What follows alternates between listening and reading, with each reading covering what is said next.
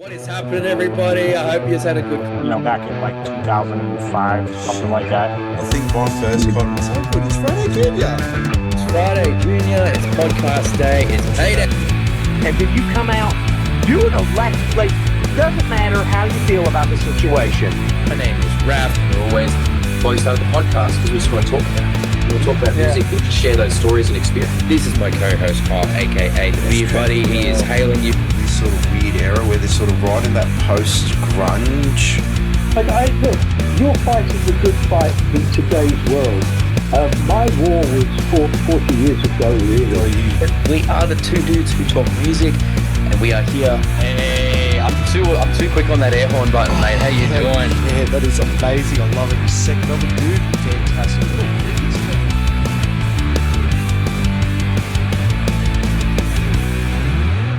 What is happening, everybody? It is me. It is your boy Reverend Raph, and I am here solo today, for the moment anyway. Unfortunately, our good friend Kyle, aka the Beer Buddy, has been ill this week, and he is not able to have much of a voice to talk to us all today. So you're just going to have me and our guest for this one. So I'm just going to dive right into this one. Today's guest is someone that I have known for probably been acquainted with at least for 15 years now and gotten to know over that time. And it is someone who has been entrenched into the Australian and Sydney music and metal scenes for quite a while now. You have almost undoubtedly seen his band at some stage over the course of his lengthy careers. He has performed in support of many international artists across his career, and that is with bands like Jerk, Inc., the Vandals from Love to Violence, Melody Black, Horrorwood Mannequins, and numerous, many solo gigs, probably too many to count at this point. It is my good friend and yours, Mr. Jonathan Devoy. So without further ado, let's get into it. Good to see you, my friend. Thank you so much for joining us today. You're very welcome. I'm doing well, mate. I'm doing well. How about you? I know you were saying you had some water coming through the place earlier. Everyone on the East Coast is going to get smashed by this at some point. Yeah. It was my turn down that, and it's really like again, happens all the time. Yeah. I still prefer that to being on fire. True. Yes, definitely. Definitely. It's. I mean, it seems to be one or the other these days, right? It's about all we get. That's all good. Yeah, I still prefer being damp than burning. But yeah, man. So look, it's been a little while since we've caught up. Obviously, with me moving up north, it made that a little more difficult. That's amazing. But yeah, I think the last time was probably. The last time was the Corn thing. Yeah. The last time we played together. Yeah, well, that was probably the last time we saw each other too, because that was right before COVID. You came to that one time we had a coffee. Yes, absolutely. But yes, the last time we played together was indeed Colonel Sanders, not Colonel Sanders, Life is Peachy, sorry. Colonel Sanders was the one before that. We've done it a few times. I was singing this time I was playing drums. Yeah, a lot of fun. Who knew that was going to be one of the last times we played for 2 years? Oh, we were like doing the thing, and then all of a sudden, by COVID, by no more venues, bye. Yeah, well, I mean, it was kind of starting to become a concern around the time of the gig. I do remember actually putting a post out online in the run up to the gig saying, "Hey, people, I know I'm usually pretty quick to greet everybody with a hug, but this time I might." So that's funny. The thing that's funny about that. We were then on stage for like an hour and a bit with Jesse, and he was like spitting water in the air but no hugging. Oh, look, Jesse was doing his Triple H. Yeah, I mean, a lot of stuff that we didn't know at the time about it and everything. But the irony of that, like, if I'd known, it was so weird because the next 2 years became so unusual. And the last time it was like, really good. It's really bad. Well, I mean, I think the following weekend after that, we had a rehearsal scheduled for what was supposed to be the preparations for the Tensions Arise reunion, and we had the rehearsal, and that got. It might have. I don't know if it was maybe even that weekend, maybe a couple of days after we had that planned, but everything was shutting down, and we were supposed to the John 5 gig that never ever happened. oh, of So now the course, bars were going to be opening, we were going to be doing the thing. It was like this, and then it was postponed. And it was like, okay, and it was yeah, postponed again. And it was postponed again. I'm like, this isn't going to happen. This fucking just getting all these things got pushed away. there was a lot that we missed out on because of all that. I mean, there was a lot of stuff that got pushed back, and then just pushed back, and then canned eventually. And it was much easier to just cancel it and be honest about it. But I mean, now 2024 seems to be the year that everything's kicked back off again, right? Like, there's been so many international bands announced tours for this year; it's getting ridiculous. Yeah, but nothing new, right? Like, it's the classics are making up for lost time. Yeah, which is great, but we're not seeing much. We're not seeing anybody who hasn't already been here in the last. I mean, I think for me on the festival lineup, there's been a bit of that, but that's fairly standard, right? Like, it's so hard.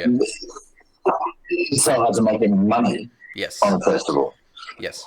So of course it has to be run that way. It's got to be run so business-like, and I don't know. Well, I mean, and we've seen so many of them falling over in the last little while too, and Pandemonium almost getting cancelled and as well. I still don't believe it will happen. I want to, but we'll see. We'll see. It's only a couple of weeks away, right? Yeah, so, a couple of weeks away. It's very chaotic around all that at the moment. But look, I was at Good Things last year. I was at Knotfest the other week. Those seem to be quite healthy. Was it a good thing? The metal was. I mean, the metal festivals seem to still be going all right. So what I did. All right, so. But yeah, it's it's interesting to see how it's playing out at the moment. And look, I'm not going to complain. I got to see a lot of bands for the first time at the moment, this year. So that's been pretty cool for me personally, anyway. Yeah, fair enough. Fair enough. That's the thing. Is like it still gives people a chance to see the thing that they've always wanted to see if they haven't had the chance yet, right? But it comes at a price. There's a lot to be said for nearly $300 Pearl Jam tickets. When Tom Jones is playing up the road from here for almost half that. Yeah. It's interesting. And they're like, and we're not going to play for as long either. Okay. So don't bother coming. It's the kind of stuff that could be enjoyed better sitting in the comfort of one's own house. And that's kind of a symptom of the last 2 years as well. Everyone got really comfortable with doing everything from home. Yeah. Well, and you look at during the first sort of several months of COVID, Metallica had a concert every week that they would put out. They would have it. I was doing fucking shooting acoustic gigs from this room. Yeah. Because it was just like, well, they'll do the thing. Yep. But like, I mean, I think Psycho Stick was live streaming a concert every week. Like, they're like, we're doing a rehearsal all the time. We might as well stream the concert and get a bit of money out of it. It turned music and musicians into such a damn commodity more than ever before. It became a flappable, streamable fucking. It accelerated that, definitely. You know what I mean? Sort of. I don't know. Like, I don't really instead of old man rolls at cloud this, but in a way, it was kind of like the death of it. Not just because we couldn't see it live. There were some venues that could survive it, obviously. It did. And a lot of people got creative but it changed the way we consumed everything. Yep. And so it made it a lot harder to put something meaningful out there because of the way you had to do it. Absolutely. And then the it was going to be consumed through a fucking phone 9 times out of 10. That's the thing. Like, I mean, we've said on the podcast a lot of times. I've brought this up in that platforms like Spotify and that have led to the devaluation of music in the mind of the consumer. In that, what it used to be was you'd buy Kyle says it all the time. He's like, you buy a CD, and to a degree, you would have to justify that purchase. You would listen to it a lot, and you would find things that you enjoyed about it through repetition. The artwork and everything, like you would find the things that you liked about it and focus on those because you had bought the CD and you had to justify that purchase. You bought it because you loved it. And now it's if you don't grab people's attention in that first 15 seconds, they're going to hit the skip button to the next song.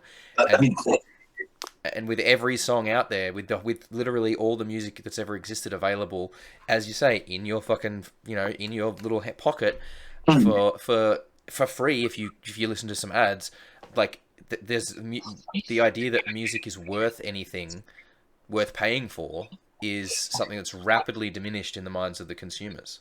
And it's, now that they're allowed to go back outside, and now that people still sort of forget how to be entertained as well. Yes. They forget how to be outdoors.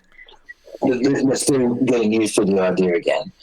But it's like you get people, in my experience, I'll do a lot of acoustic stuff, obviously, still.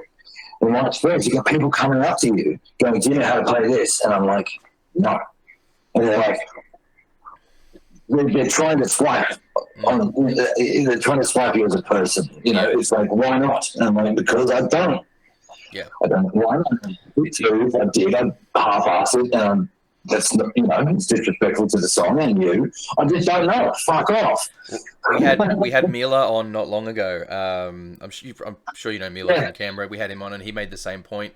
He's like, when you're performing solo acoustic, people treat you like a jukebox. They want to come up and request songs, and even if it's in his repertoire, they want it now. They don't want to wait 3 songs for it. You've known me for a bazillion years, and the thing is, nobody ever claps the jukebox, right? And it's not about you, the audience in the stage, because it is what it is. I'm just literally the acoustic guy in the corner. So you get what you get. Shut the fuck up. It's a hassle. Yeah. Because you want people to enjoy you. If you want them to enjoy you because you're doing something they've never heard, you've got to squeeze the familiar in there. It's fucking tightrope. It's the Wild West. And it's just, and it's been sped up as you say, lately because of the way people consume the art form now. And that's it. Like live music is, live performance in any aspect, but live music especially, like it feels like it is. It's for people that don't get it, they're never going to get it. Like being in the room and having that experience, it's never going to be the same in a different room with different people at a different day. That performance is unique to that space and time. Right then, and it'll never be that. It'll never be like that again. And going back to the whole CD thing, one day the internet's going to collapse. And who's laughing then? Me with my fucking CD collection out there in the other room. You know what I mean? It's like, it's sometimes the old ways are the best. But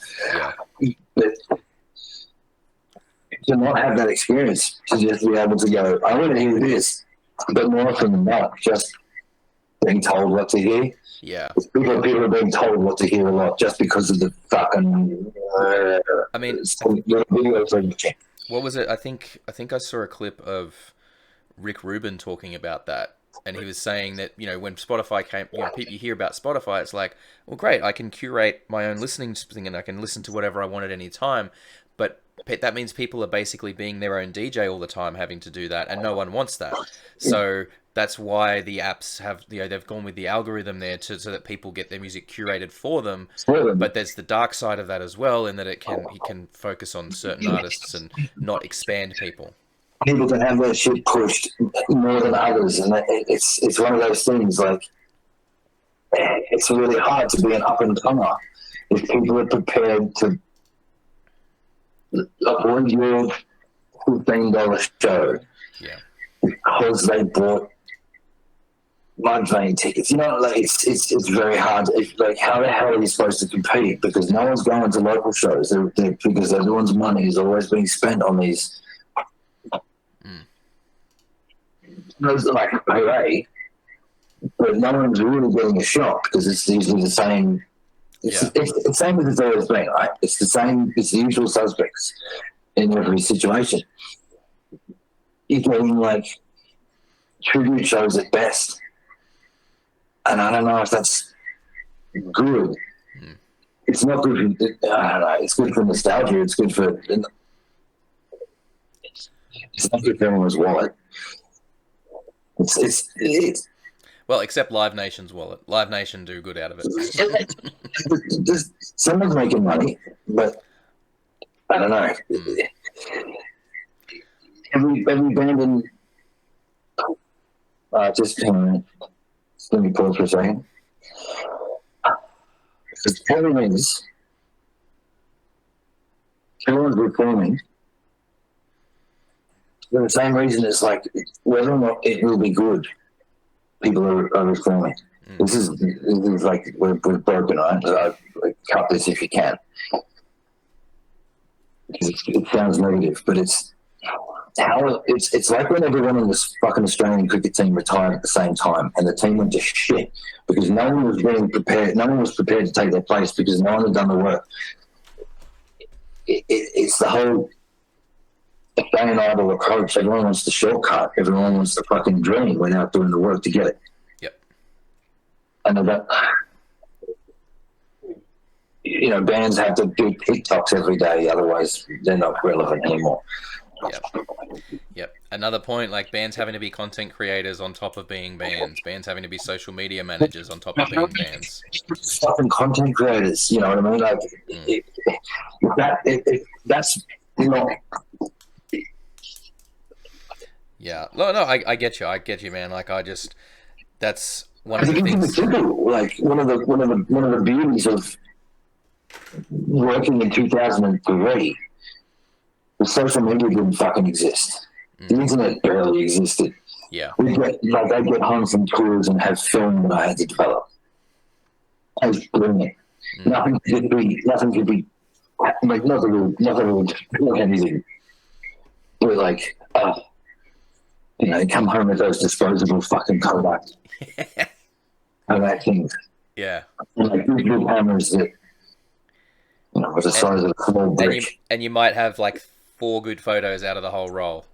I've still got a box of high 8 tapes from the video cameras.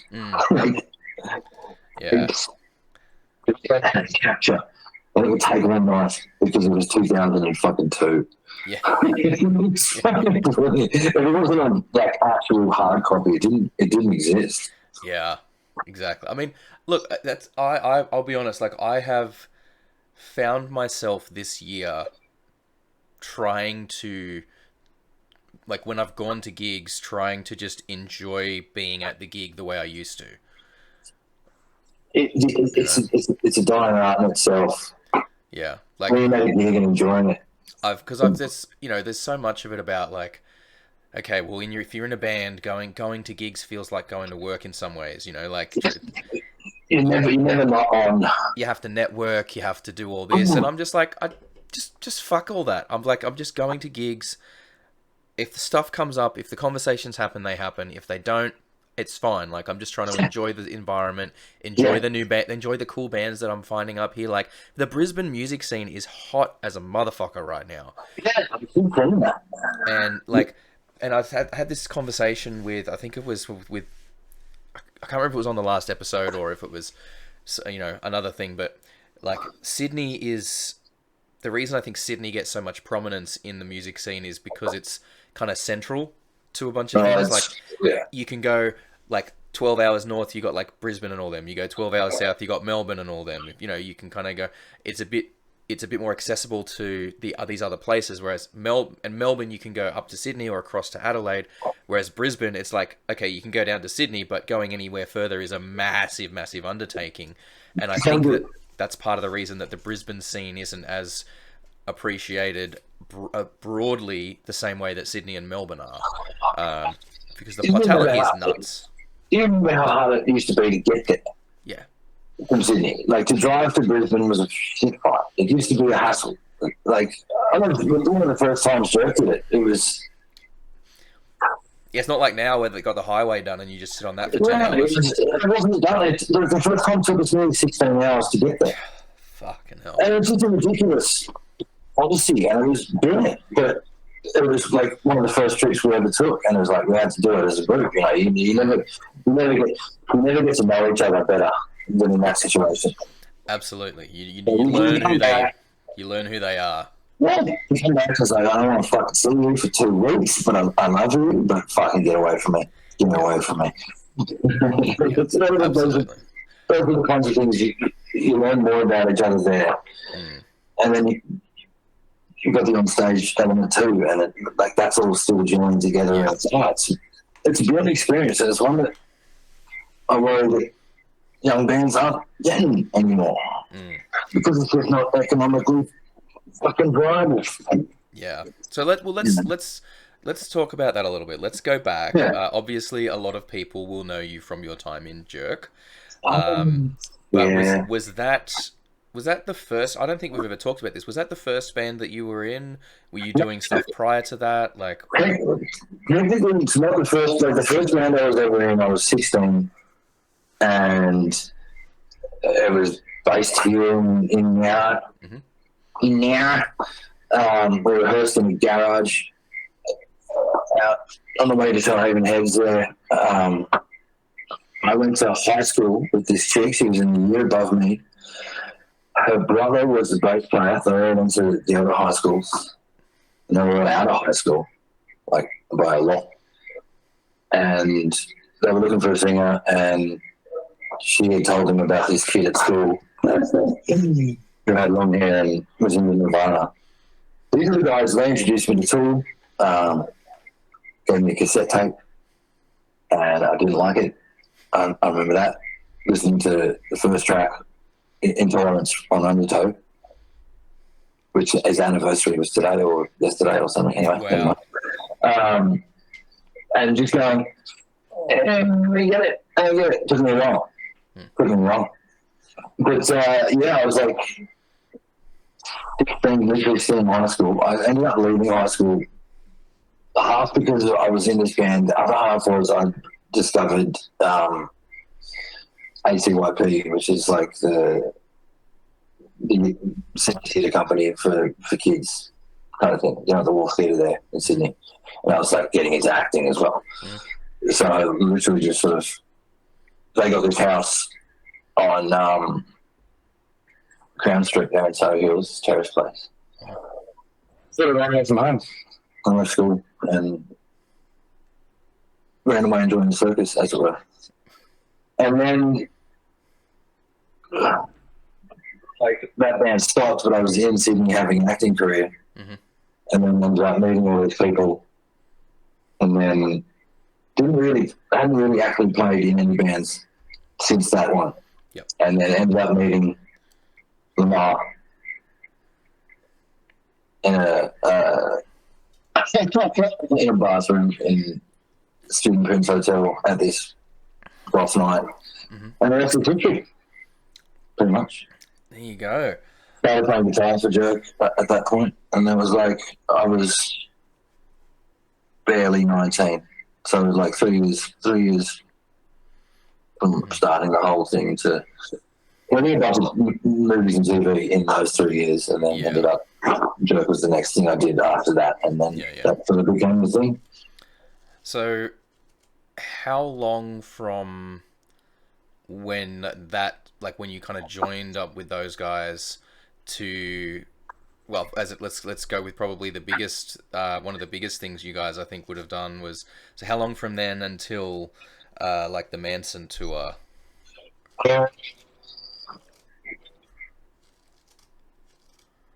Basically, I mean, I started playing with Lamar and doing all that sort of stuff mid to late 99, 2000. Yep. we sort of had the lineup sort of locked in say mid 2000, and then from then to Sydney was 2003. So 3 years of. It's funny to me that we did not. Do you reckon we ever did 94 gigs in 3 years? We didn't. A small number, really, when you think about it, but also. I mean, it's not like, I mean, compare these days. I mean, there's a lot of bands these days that, you know, will be. They get this idea about saturating the market. They're worried they don't want to play too frequently, and it's like, but I think early on you need to, like.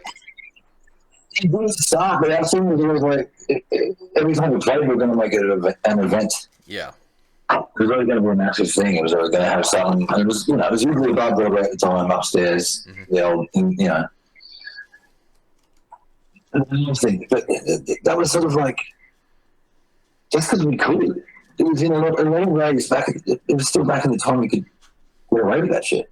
Yeah. You could create in the street. Yeah. Because you didn't make, like, there was no risk of oversaturation because there wasn't the internet to do it. Yeah, precisely. It was any oversaturation you got was because you were playing all the time. Yeah. And that wasn't necessarily a bad thing either. I mean that's what sort of got us to where we were. We were just doing that.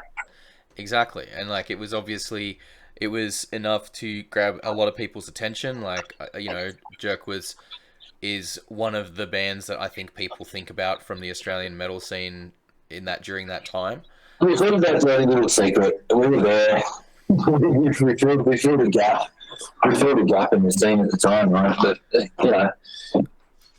Well, because we were just a little bit to the left and the right of what everybody was doing. We weren't metal enough. We weren't metal enough, but we weren't industrial enough, and we weren't. It was right in that pocket of, like, the nu metal thing, right? And what bands that came under the nu metal banner at the time. You could just do that. You could just do that. It wasn't a gimmick. It wasn't it wasn't, you know. It wasn't done to try and be that intentionally. It's just that's what you guys enjoyed doing, and it worked. This was the shit that was fun for us. Yeah. Was why not? Right? Like that was, and again, you could just do that. You could just do that, and we were lucky enough, like, to be playing at the place, and then someone from Sony was asking around places who was you, and they got a big list, and they came and saw us, and you know, they were like, "Let's take a punt," and they did. That was the other thing, you know. People were prepared, still prepared to take risks. Yeah. There wasn't. It was the golden age, the early 2000s. Far out. Oh, trust me, mate. I look back at footage, like, that people play, like, recorded footage from, like, 2008, and it looks like, I'm like, no, that's what footage from the 80s looks like. Why are you that doesn't look like that. It's a little the ratio. So much of my footage is in that ratio. I'm like, oh, it's so old. It's like sound footage, just like the Blair Witch Project. Oh man. So now I think when I met you for the first time was like the late 2000s. Yeah. I believe because it was when I started doing stuff with Kazzy around Tensions Arise. Yeah. And Zoe and I were recording your. Yeah. Well, because Kazzy. Was that one? Kazzy dragged me along. Kazzy dragged me along to an Ink show at the Metro. And a little while after that, there was a Devolution show at the Agincourt, which I think is where we actually met for the first time. I remember that. And funny story about that show. I was there. We were inside. We went out the side door for a smoke because I wasn't smoking, but the people we were hanging out with were. And they finished. We went around back to the front to go back in, and they wouldn't let me back in because I had steel cap boots. And I was like, but I've been in there for like 3 hours. If I wanted to cause trouble, I would have caused trouble. Yeah. But they're like, nope, sorry, can't let you in. And I'm like, oh, for fuck's sake. All right, well, You know, I'm like, Kazzy, you go in and you enjoy Devolution, you go and hang out with all that, and I'll amuse myself or whatever for a bit, and then we'll go out. But yes, you then ultimately in 2010, I think it was, you and Zoddy, you know, were recorded the first Tensions Arise album for us, or EP, I guess. Yeah. Sorry for putting you guys through that. It was like everyone was learning. Everyone was learning. That was the thing about it. It was one of those.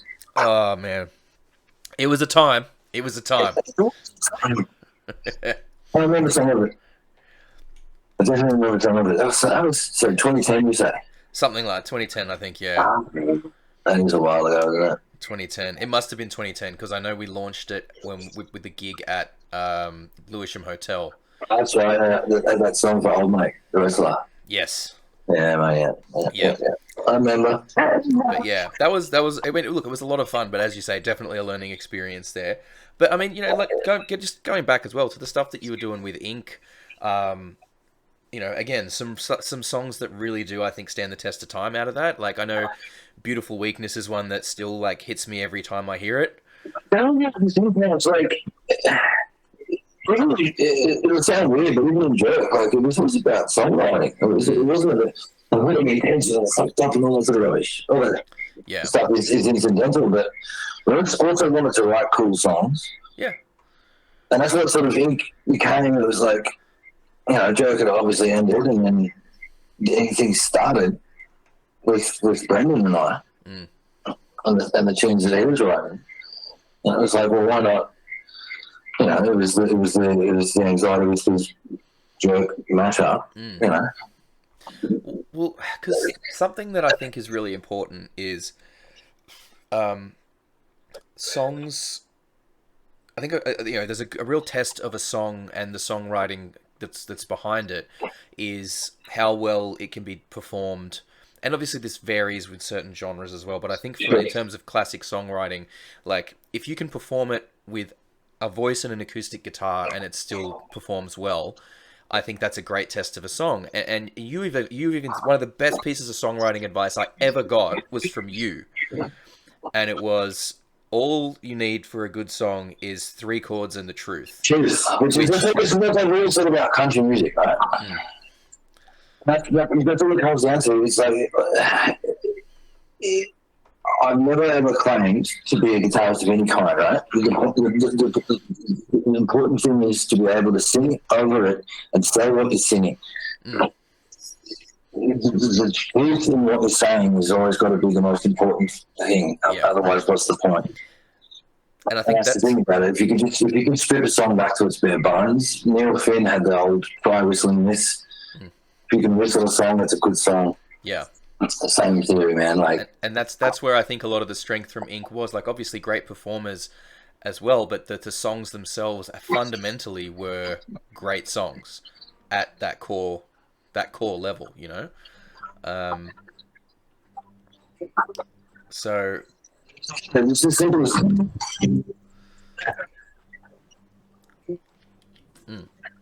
it's the old heart-shaped box riff.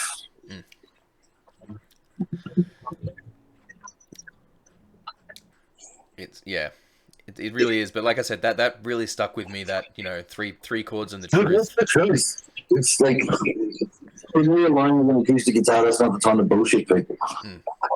There's nothing to hide behind at that point. You know, it is just about you and the song you're playing and your relationship to it. And that was always the thing. Like, again, there were songs that we enjoyed playing, but there were things that we wanted to do musically. Yeah. And we weren't able to do them in Jerk. I mean, it wouldn't have made sense to do them. Yeah. But it made sense to do them now. We're older and wiser and all that sort of stuff. And something I wanted to ask, actually, I'll just go back a little bit to Jerk again. Yeah. Something I wanted to ask about. Production-wise, on that album, When Pure Is Defiled, I don't know if who I heard this from. I may have even heard it from you at some point. I don't know, but I feel like remember hearing at some point that the guitars were doubled with synth line. Guitars. Just guitars. No, the guitars are all real. Yeah, but it was like a layer of the synth line that like followed along with it to That make was the bass. the bass. Okay, that was just the bass. Okay. Make fun of Reno. It's like, yeah, it's nice. Just put it on the tape. And then you sit back and I don't know about it. No, what we did was, if you sort of listen close, Yeah. there's Reno's lovely fucking, he had this 8x10 Ampeg awesomeness at the time. Mm-hmm. But we recorded so much for that record. Like, you have no idea. Like, I don't know, we did that for years. And then we were in the studio for 3 different places, doing different shit in different spots. Like, it was the best. It was so much fucking fun. Yeah. But so everything was real. Like, Carl was cleaning up his guitar parts and Yeah. cutting the tails and doing all this sort of thing and making it nice and tight and sort of stuff. But everything was played in. But we also had synth bass doing what Leno was doing as well, because that was the kind of music we were doing. Yeah. And also, why the fuck not? And that's the thing. I don't say it as a criticism in any way at all. It's purely just it made for a kind of production style or a sound that is very very much of the time. You know. We were an electronic band where we were always going to embrace the fact it's like, you know, we weren't no triggers, nothing like that. But we were playing to a different. It had the tracks in there, no quick track. It had a closing hi-hat, and Lamar played to that. And so it was live, but we could never jam on it. You know what I mean? Like, we were always playing to this. It was always going to be just this. We played the backing tracks like everyone does with Ableton and all that sort of shit now, live, right? But we were just doing it with a fucking CD. We did it once. We actually recorded the audio onto a video camera because we were trying to think of things that wouldn't skip or wouldn't fail. Yeah. So we had the audio playing around with a video camera, literally, and it was just, you know, a closing hand hat and the backing drum beats and all the synth stuff. And Lamar and we played along to it. We rehearsed a lot, and we just got really good at playing to the stuff. Yeah. Yeah. We put some synth bass as well. Yeah. Just to fan it up. That's cool. That's really cool. And I mean that's something that now is like layering synths in the exact line of the guitars is something that's very, very common in a lot of styles of metal these days. It's very like when we did. I mean, I don't know if you've heard the cover of Breathe that we just dropped with Nuclear Vision, but we did that in the big parts to make that real wall of sound. I like really tried to blend the guitars and the synth and the bass all into like this just one monstrous fucking block. Think about the guitar sound in Welcome to the Fold by Filter. Think about how massive and how low that goes. You know what I mean? It's like they've got other things in there. There's guitar part and there's bass part, and then there's some other stuff. Because why the hell not? Yeah. I had a conversation with Matt once from Dark Cell Revolution. I was like, why the hell not? Don't be scared to put shit on the tape, because why the hell not? Look, there's a reason the wall of sound production technique was so popular when it happened, and it's just taking it into the modern era is what's going to be effective. The natural progression rigs got smaller. The stuff people put onto the tape so they could do more stuff with less people. That's just the nature of the business as well. Yeah. More stuff with less people. Drummers are obsolete. So let's just take a dive in, because like the list of bands you've been involved with over the years is quite extensive. It's actually pretty short. You think? It's the same. It's like Leno's in three of them. I'm just trying to think, because I know, because obviously there was Jerk Inc. There was the Vandals. I was in Anxiety Whispers for a little bit. Yep. Vandals, yeah. Melody Black. From Love to Violence. And Brain 7. That's only 7. Only 7, he says. It's counted that over 20 years. That's all right. Look, that's Might be and funny. I think the cool thing I is like that staying solo the whole time too. I do think though that it's cool that you've done a lot of those and that they all bring something different. They're all different versions, you know. I like doing stuff. Like I like doing stuff. But it's fun. Like that's the thing. Like yeah, like I know we're playing them now. I've enjoyed doing I've enjoyed variety over the time. I haven't been doing music as long as you have, but it's we've done I've had a lot of fun with doing different tribute acts as well, right? Like that's been the thing. Like I've done the Limp Bizkit tribute, I've done the Static X tribute, done the Korn tribute, and it's done, and I've filled in with a couple of different bands over the time as well. But it's the variety. I did do Europe with Dark Side playing bass as well. Yeah. Well, yeah, you did the European tour, right? It's with the bass you sold me. Yes, the bat bass, the bat bass. Awesome. Yeah, and look, that's a really good bass. Yeah. I know. I know. Anyway, sorry. Yeah. No, you're good. You're good.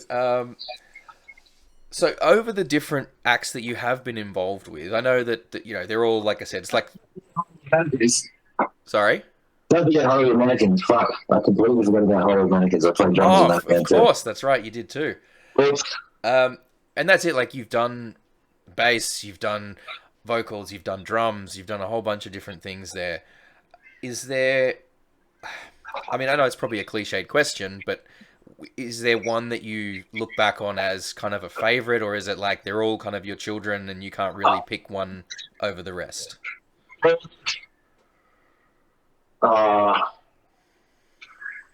you think about it, there was that moment. It's like that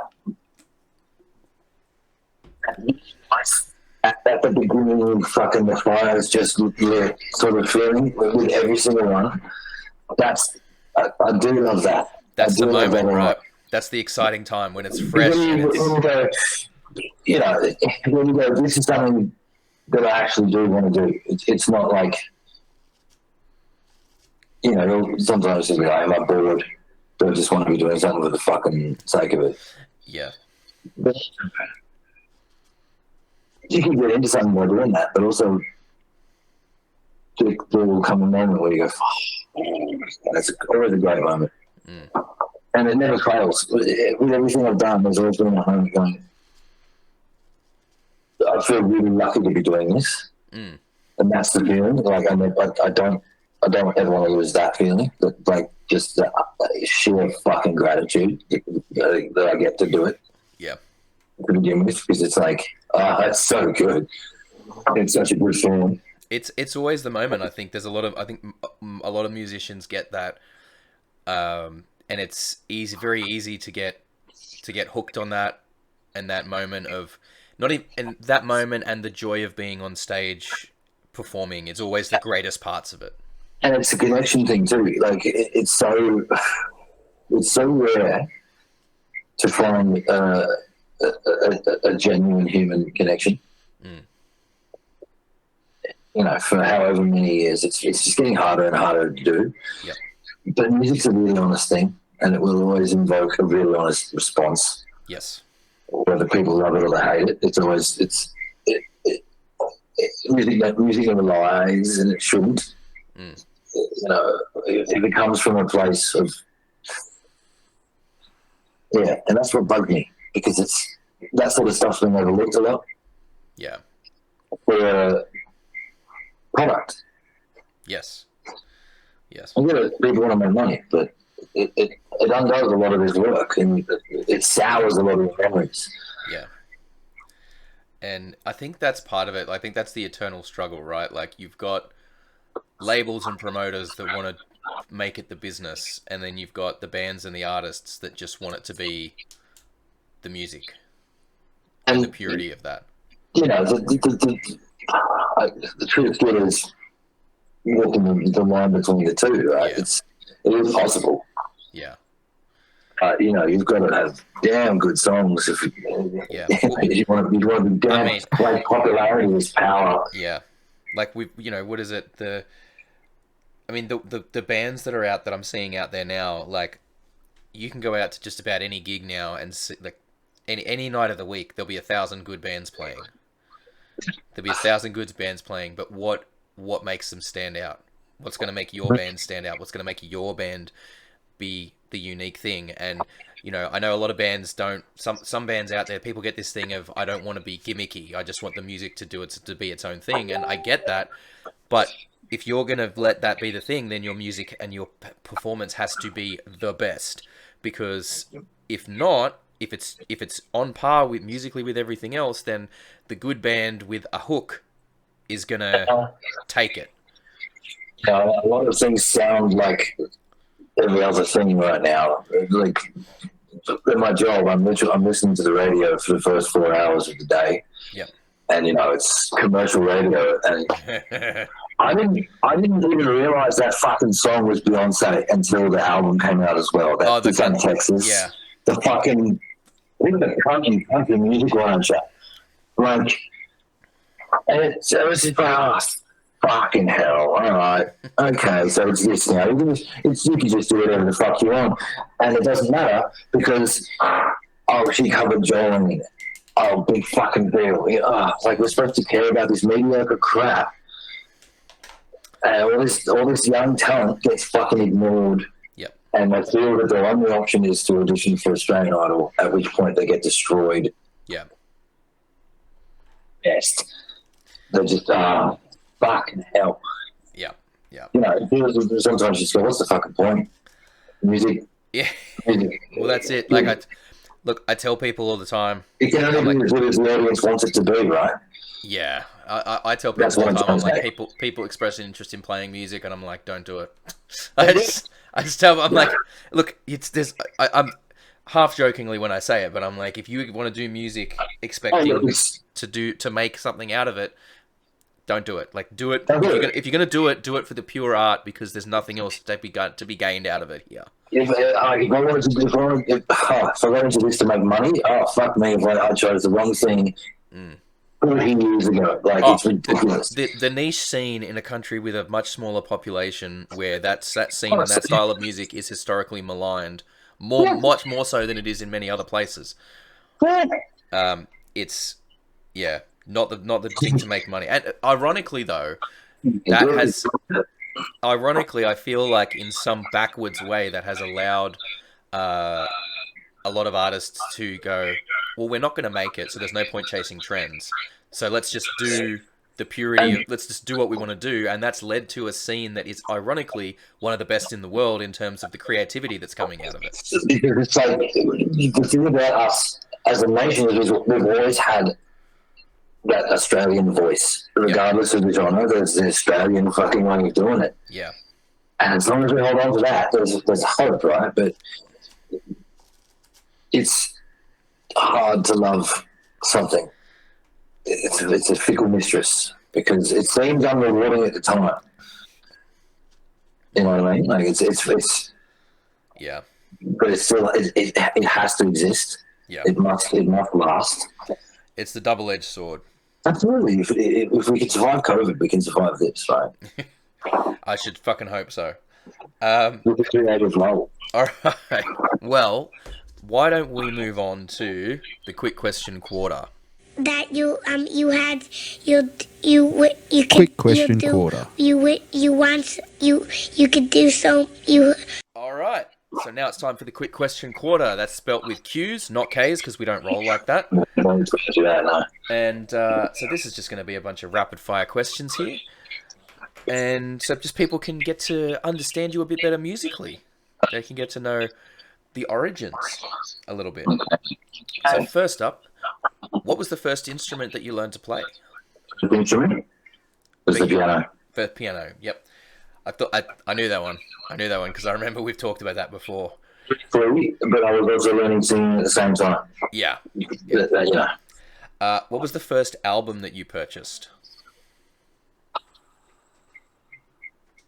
It was a copy of the West Side Story soundtrack on CD with my own money. Yeah. Because I had already been given on cassette, Open Up and Say Ah by Poison. There you go. That's some good starter. Like West Side Story. If you're going to start with something, that's a good one. Very heavy background and really good music. That's what I would choose on before then.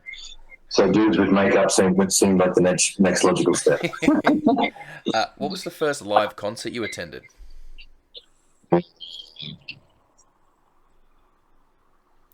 Sean Lake in 1997, 98, 97. I was 16, almost 17, and it was at Sydney Uni. And it was Friends of Wrong, it was Body Jar, it was Australian. It was like the Australian Music Festival. It was, God damn, they don't make them like that anymore. and it was like the same year, or the end of that year, I think, that it was Somersault or Equinox. So it must have been 98 because through it was at Macquarie Uni when they still had gigs before public liability insurance ruined everything for everybody. Rancid, Beck, Uncle Nancy, Phil Cry. I saw so many bands at Macquarie Uni in like 97, 98. Beastie Boys on New Year's Eve. God damn. Anyway, sorry, carry on. Awesome. Slow, sorry. Now, look, you can play several instruments. So here's a good one for you. What's an instrument you've always wanted to learn but haven't yet? Cello. Cello? Cello. Anything like violin, cello. It's one of those things it would be cool, but I know that I just sort of figure it out, and I feel like it requires more technique than I've got a lot of bad habits musically. And I feel like that would make it worse or harder. Yeah, look, I gave it a shot. It was, look, I'm far from the best musician in the world, or even the most competent musician. I'm probably the world's okayest bass player, and like I struggled. I'm real okay at everything. I can work it out, but that seems like I would want to, but yeah. Okay, now this is an interesting one. I'll let you pick whichever of your musical projects that you've been involved with that you want for this one. But if you could pick one big band or artist to open a show for, now there's basically no rules to this. So this could be living or dead, active or not, whatever point in their career you could pick. What would be your dream band to open for, and which of your projects that you've been involved with would you want to be in for that? Yeah, I was doing for 9 Inch Nails to John Spiral. Straight up. Fucking straight up. Or actually, Dirk opening for 9 Inch Nails when they did that fucking, and all that could have been awesome fucking tour with the fucking movie screens. Yeah. Yeah, that one. Any time 9 Inch Nails played ever, I've opened for a lot of bands, I've been extremely fortunate in the bands I've gotten to play next to. And like, I don't like saying share the stage, because I don't share the stage with no cunt. Yeah. And neither do they. We didn't share the stage. I played and then they played. It's a thing. It always bugged me. I don't know why. It's irrelevant. It's whatever. Yeah. But never got to play with one of ours. And I really, really, really, really, really want to.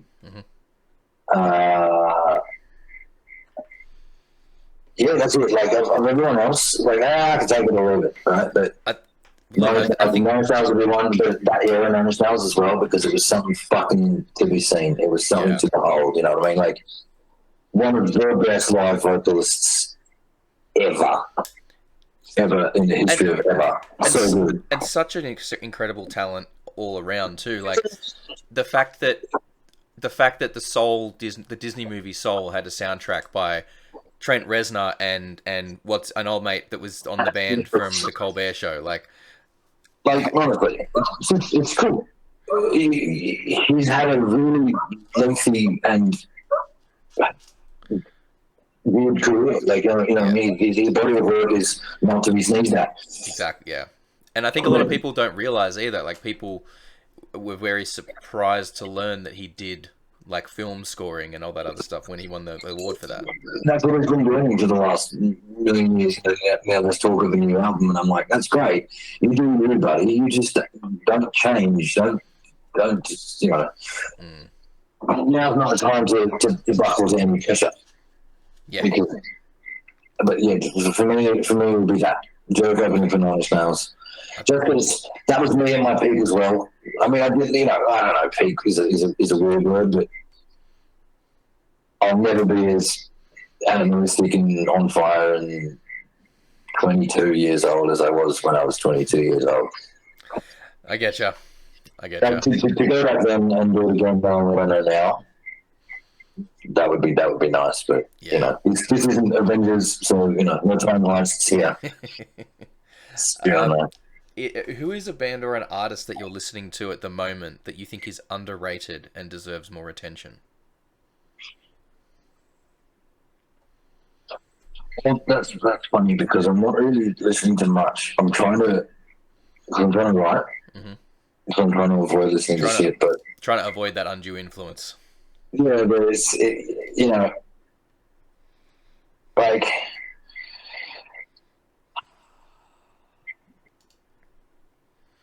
I have no fucking idea, hey, because I'm still trapped in the 90s in many ways. So like, you know, for all my talk of nostalgia, I cling to it like a fucking. But, okay. Is there a band from that era that you think never got their props that more people should go back and check out? I think I'm getting into it, you know, Temple of the Dog now, which is good for me. I'm happy about that. You know, Hunger Strike and songs like that, classics.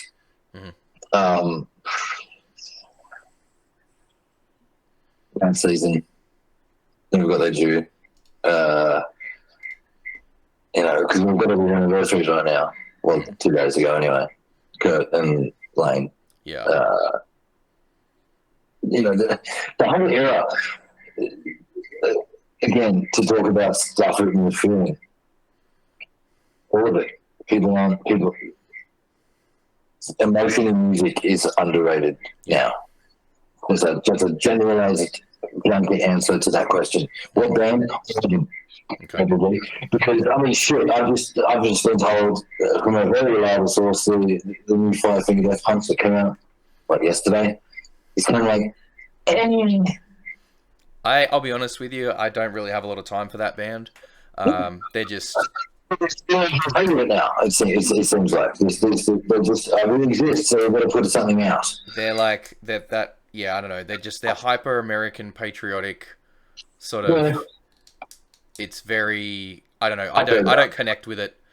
Yeah, that's fair. Like that's really what music should be about. It's neither good or bad. It's like, do you connect that's to it? Yeah. That's it. You know, like with a lot of the reaction videos that Kyle and I have done for the Metal Ruse channel, like you know, even if something is not to our tastes, we try not to say it's bad unless it's provably bad, because a lot of the time it's, you know, they're the ones that have put the song out. We're the ones that are sitting in our spare rooms talking about it.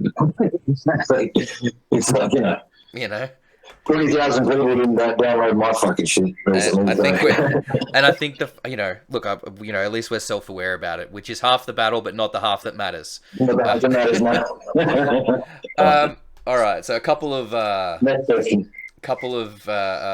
getting to the pointy end of these ones. They get a little more tricky. There we go. What is something that people may be surprised to learn about you? Actually, not an asshole. I just come across like this. Very fair. Having known you for a while, I understand. I'm actually that statement. Yeah. You know those poison frogs, and they're like super brightly coloured, and they're like, fuck. That's kind of me.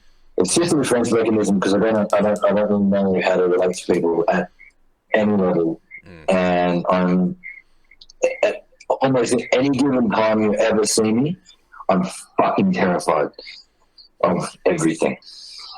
And I'm barely clinging on. That's why I'm sort of like pacing up and down and staring at the floors and being kind of like short with people.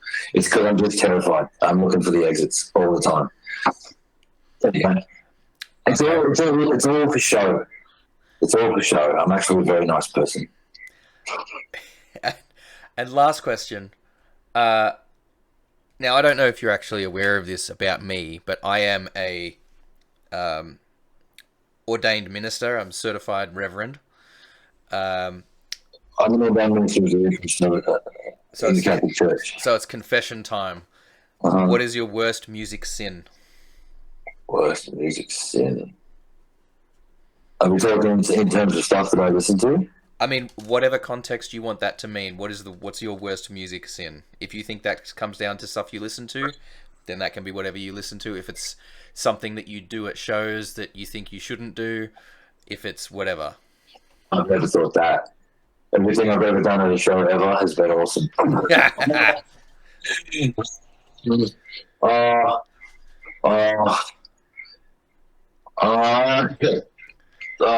It's complicated. That's a complicated. That's a really tricky question. I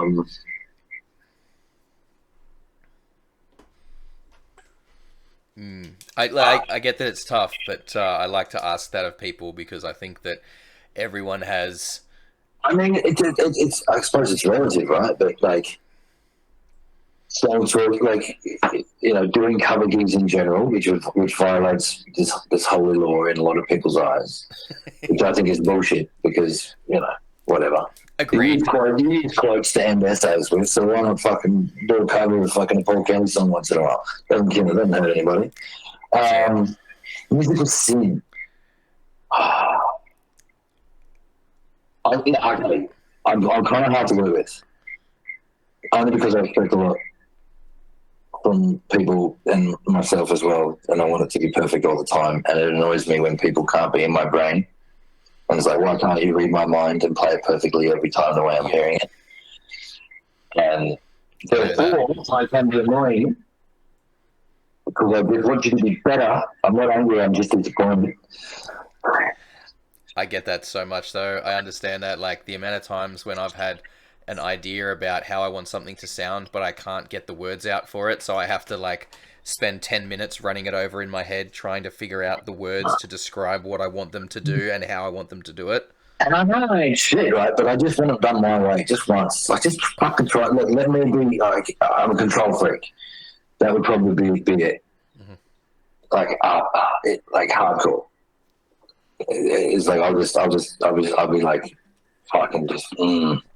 Yeah, I understand that. I love the concept so much. Because it's like that's why you do the work. That's why you fucking, because you want it to be good and it has to be right. And yes, it's frustrating when it's not easy for everybody else because it seems easy to me now, but only because I've been doing it for a billion years. It's a double-edged sword in itself. So yeah, that would be it. Okay, so that's my impatience. Only because I know people are capable of more. Yeah. They let themselves down, and me. Yeah. Well, hey, look, and on that, I do need to say like that as someone that has known you for a while now.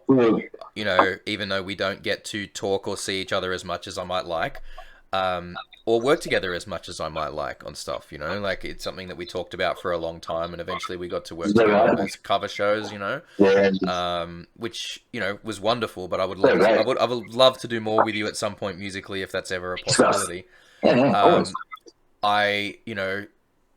I appreciate the way that you have, for me at least, on a personal note, from me, you've pushed and encouraged me with a lot of my stuff. And been like, you've seen, on that note, you've seen what I could be able to do, and have pushed and encouraged me to pursue that in some ways that maybe I didn't quite appreciate at the time. But it's just your way of doing these things. It's an old-fashioned sort of thing. It's like, yeah, hating me gets it out of you. Whatever it is gets it out. So, like, it's about getting, because in the studio. That is now is not the time to second guess yourself or being a chicken shit. You're doing it, right? Yeah. You fucking don't be going, oh, I don't know. Fuck that, you're there. Yeah. You know, like a new mother, you don't have time to second guess whether or not you're going to be a good mother or not. You're a fucking mother. You don't have any other fucking choice in the matter right now. It's happening. It's on. So do it, right? Now is not the time for fear. Because you're there, like, not prepared, it doesn't fucking matter. Now is not the time. You let it all loose because someone just hit record on your shit, and it's a fucking awesome place to be. Yeah. And so, I don't like to sit back and let people waste it. Yes. Whether or not they are, it's like we're getting we're going to squeeze every drop out. Yeah. Because God knows when we're going to be back here again, and you know, you don't want to be listening to everything going, geez, I wish we recorded this or this or this. You've just got all that stuff, and now you have to delete it, as opposed to wishing it existed. Yeah, and you know what? Like, it's so funny because, like, I have said to people that I've recorded, I've actually said to them, look, I hope you realize that producer me is a bit of a dick. Not because I'm trying to be mean, but because I want the end result to be the best it can be. And I'm going to make you play it again, and I'm going to make you play it over, and I'm going to make you listen back to it and tell me if you think it's good. I don't care takes. Because what's the point of recording it in stages? You've got to play it as a whole thing at some point, you know what I mean? Yeah. But play it like that first, and then we'll do bits. Yeah. But, you know, like, just give me a whole fucking take of the song from start to finish. How hard is that? And that, you know what, that sort of mentality as well did wonders when it came to the second Tensions EP, which we recorded in America, like getting in there, because we got in there and we did all the bass tracks in an afternoon, because we got in there, we had it plugged in and tuned up, and it was like, all right, I'm just going to run through it. You just play it. This is, I'm going to record it because I record everything, but you just play it. And I think for about 3 of the 6 songs, that was the take start to finish. That was used without any edits or replacements. That was the one you then and it was just like, bam, it was take 0 basically, and it was the one that got used because it was just, it had the vibe, it had that there. It was less pressure to get it done, and it was just crazy. And that's because of the work that had gone in prior and the lessons that I had learned through the previous process. This is such a huge part of it too. Like, road testing songs before you track them is a great idea, but at least playing them, giving them legs, and then pulling them apart. They've got to breathe as well. Yeah. And sometimes, you know, writing in the studio can be one thing. There are many good things about it, but you can sort of limit the result, and the song will grow from that point. You wish you could have done something different. You know? Yep, I went through that with the first Skunk Bone album. We wrote a lot of that as we were recording it, you know, and we didn't get a chance to really hammer any of the material, really test it. Yeah. And afterwards, when I got out there playing it on gigs and in the rehearsal studio a lot more, I was like, oh, I could have done that. So I got this cool thing, this cool idea. This cool idea that is now obvious that we're playing it all together. We didn't think of at the time in the studio, but now it's this. Yeah. Yeah. It's so important, I think, to road test all that. Road test your material and just hammer it and just play it a shitload of times before you record it, because there is something, you know, yes, well, it's nice to get things recorded very quickly and get them ready to go. Everybody loves it. You know, look at Metallica. Like, Metallica have so many little nuances that they do differently with so many of their songs, because even after they've rehearsed them and done all that work, they still get out there and find new little unique things to do with them that keep them interesting.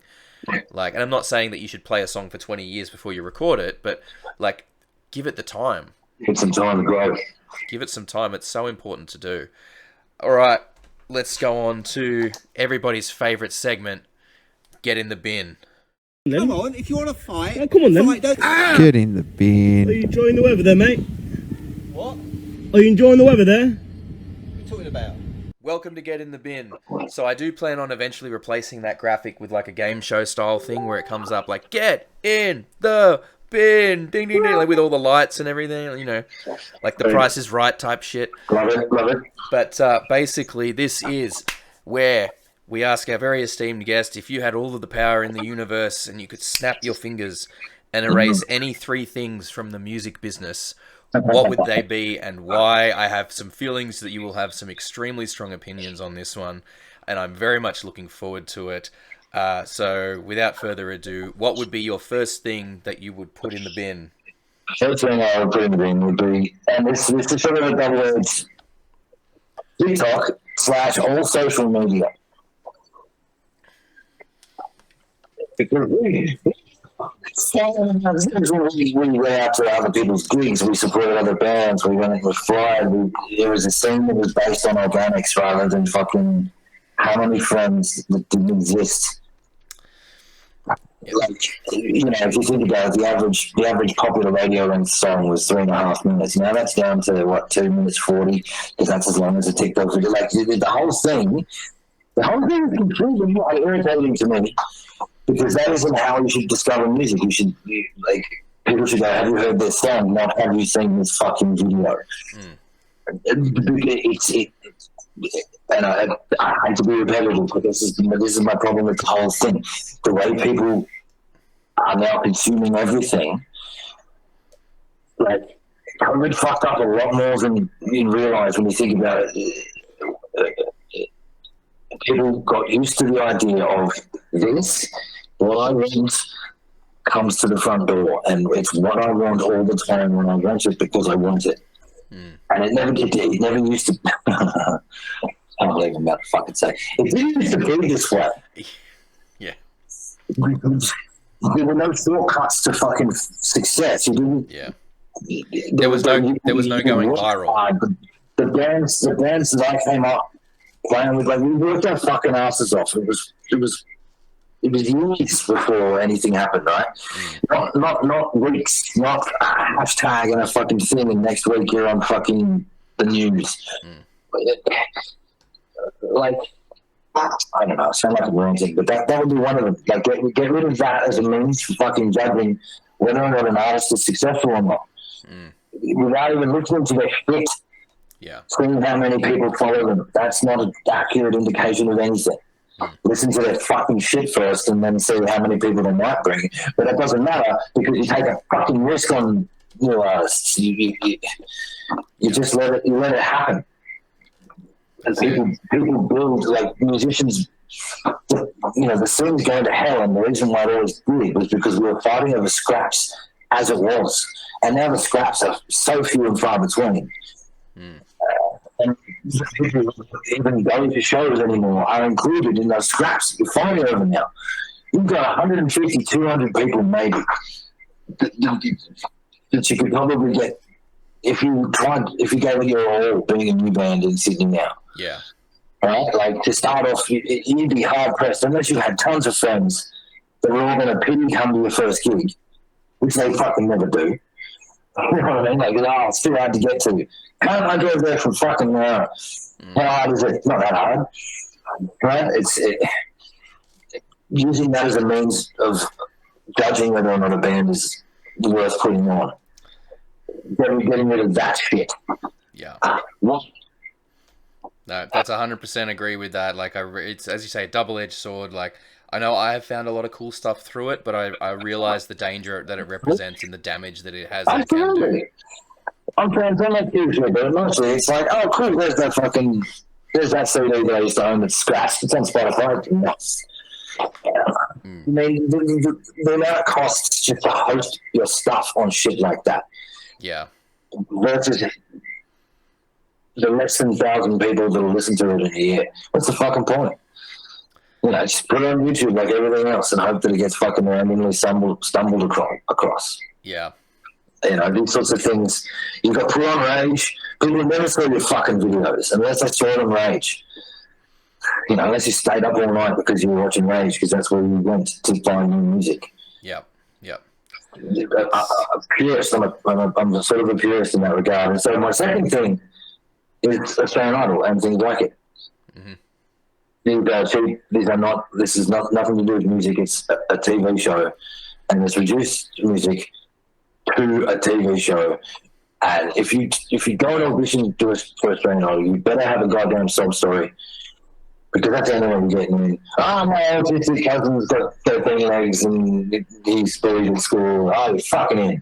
Yeah. Here's the song. Here's a complex song that always puts him to sleep because, you know, he's got 65 kinds of autism and fucking whatever. Like, it's got nothing to do with the goddamn music.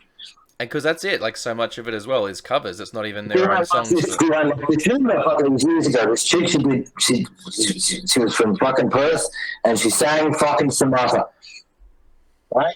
And she finished singing Sonata, sang her fucking ass off. It was amazing. And they go, why did you sing that? And she said, because it's a fucking Australian band and they're awesome. And they said, yeah, but no one knows who it is, so that was dumb. And just wrote off the performance and all that sort of shit. And it was like, how? That's exactly why. And, like, in that sense, I would get rid of the arias as well, because that is a pointless self-serving thing, like the Logans, all that sort of shit. Like, an award ceremony, it may as well be the Galliums, you know what I'm saying? Like, there's only fucking so many teams worth of dues, and that's fine. They all get to vote on who's the best and fairest that year. But fucking actors and musicians in the mainstream voting on who did the best dumb fucking Western cover of Heart Shaped Box this year. Like, fucking, you know what I mean? Like, nothing's more legendary in the fucking world than the Australian Recording Industry Association Awards. And the really thing, if you were in a band 20 years ago, you're not allowed to play anymore. That's it. That's done. No more nostalgia. If you used to play and you haven't played in 20 years, you're not allowed to play now because you're broke. You being broke is not my fucking concern. We're all fucking broke. I don't want to say fucking like the folks coming again, butterfly effects overcharged, like all this shit. It's like, yeah, let's say it again. Where come out, leave it where it was, and let the memories fucking suffice, and put on the TV once in a while. You don't need to sing them again just because they're poor. Jesus Christ. Like, just make some room for the next up-and-coming...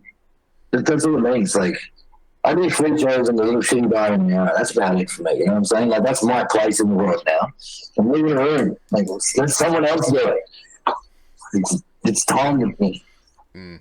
I mean, it really floors me sometimes, like, seeing...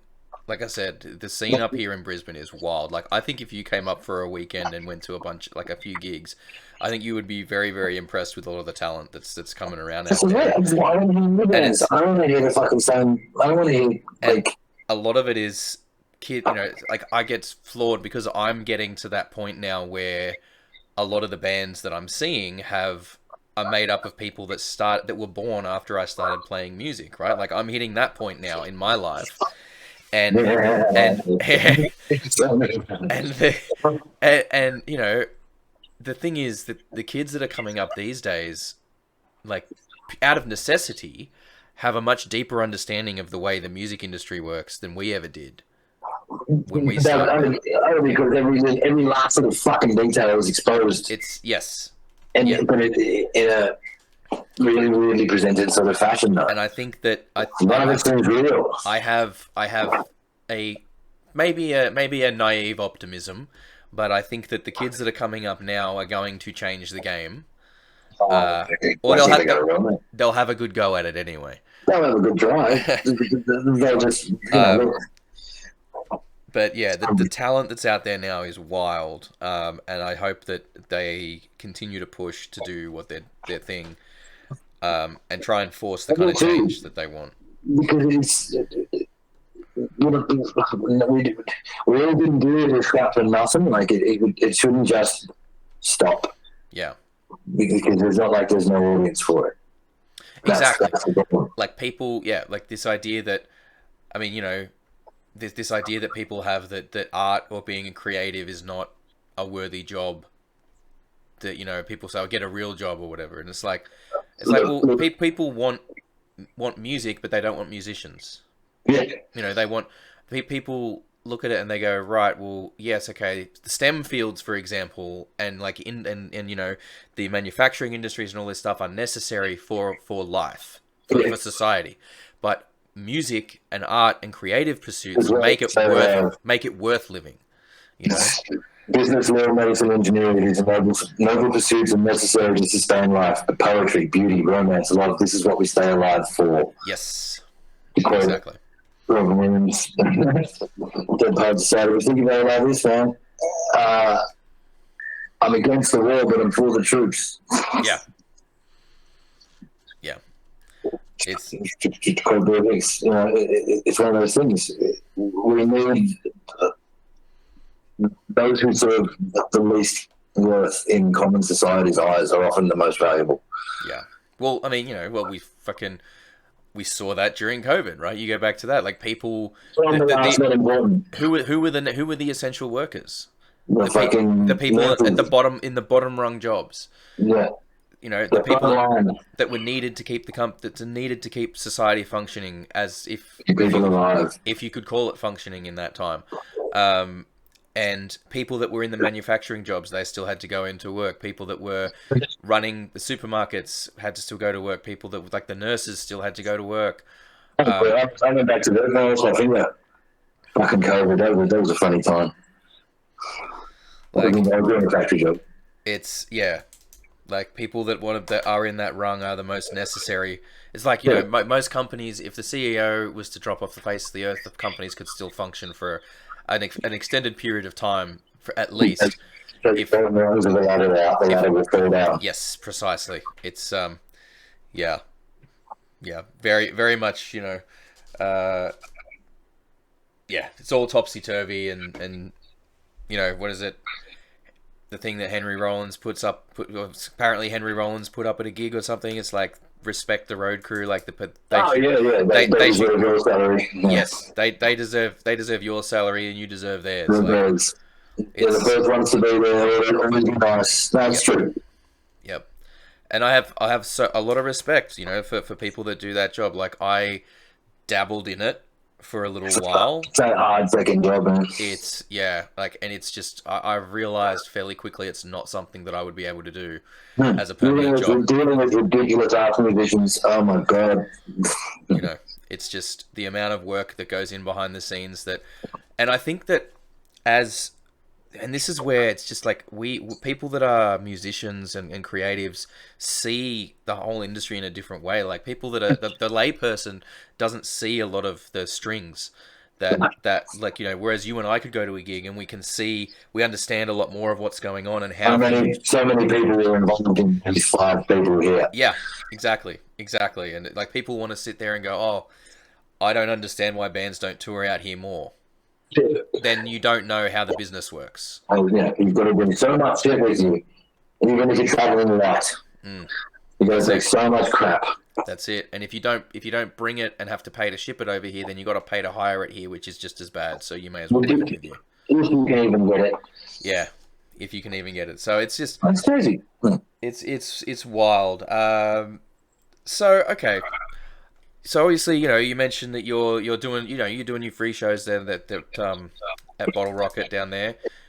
So if people should go and watch those, by the way. People should go and make a point to come down and see you. Yeah, it's not that far out of Sydney. It's relatively easy to get to. And it's, you know, it's not that far, and it's a nice little spot. Yeah, it's close. You know? We've got 100 beaches down here currently. The 100 beach challenge in Shoalhaven. There you go. It's a free plug for Shoalhaven tourism. Come on down. A nice round number for the tourism campaign. Yeah, give some time to intro. But I know you have released a couple of you know, albums of acoustic material, solo stuff there as well. Is that anything more that you're working on in that area at the moment? Yeah, there's actually there's a lot of stuff coming. It's the good thing about the job I'm doing. I've sort of got the very early morning, most of my day is completely free. So I've got this. There's several things in the work. One is a sort of a solo thing I'm working on with a female vocalist. Mm-hmm. It's going to be sort of like, I don't know, like heavy but with wisdom. you know, not for the sake, nothing for the sake of it. Just again, songs that are the kind of shit that I'd like to hear. Mm-hmm. And then there's another thing. It's literally like experimenting with instruments I've never played, or the kinds of guitars that I've never played before, 7, 8 strings, stuff like that. Just like cooking a whole bunch of different crap just to see what comes out. Because again, it's like the live thing seems less important than getting music out there, right? So, for now, I can do enough of it here. I can do all of it here. Mm-hmm. You know, so it's the question of, again, doing it for the love and doing it for the, like, I'm just trying to get the last of the stuff out of my system, you know, like the last things that I might want to say music or the last. I don't ever put, you know, punctuation at the end of anything. Like nothing's over. Nothing ever really ends. But it's like, to me, I have to sort of look at it. Why am I doing it? You know, it can't just be out of habit. It can't just be because, you know, I'm clinging onto the memory of something else. I have to sort of get back to the basics. Yeah. And that's what all good music is, you know, like just going from the heart and shit like that. I miss doing that. I miss doing it because I really want to. Yeah. And so that's what this sort of, the shit I'm writing now, that's where that's sort of leading towards. It's like just doing it because I love to do it. Like I've been doing it for so long. I don't want it to just be because I've been doing it for so long. Yeah. You know, it has to be worth a little bit more. So yeah, things are where they are. I don't know when. All the stuff on YouTube will stay on you. Like you know, I'll keep popping up random covers of shit, but then there'll be a real album coming as well. Okay. Well, there you go. Like, people should pay attention to the YouTube and go on there and, you know, keep an eye on that. You know, if anyone wants to start a band, fuck, hit me up. Absolutely. I'm open to try something. You can fill a whole bunch of different roles. So yeah, I can be the annoying guy on almost any instrument you want. All right. Well, thank you very, very much, my friend. It's been very, very good to talk to you again. And I don't know when I'm going to be down your way next, but I could be up there. Who knows? We'll have to make a point of catching up in person. Fuck yeah, bro. Sometime soon, I hope. But thank you very, very much for chatting with me today. You can go and follow Devoy on all of his socials. Unfortunately, we talked about axing him.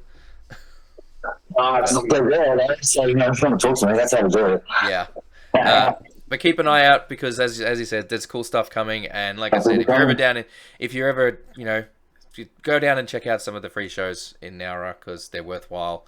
You know, and well, I'm excited to see this new stuff you're working on.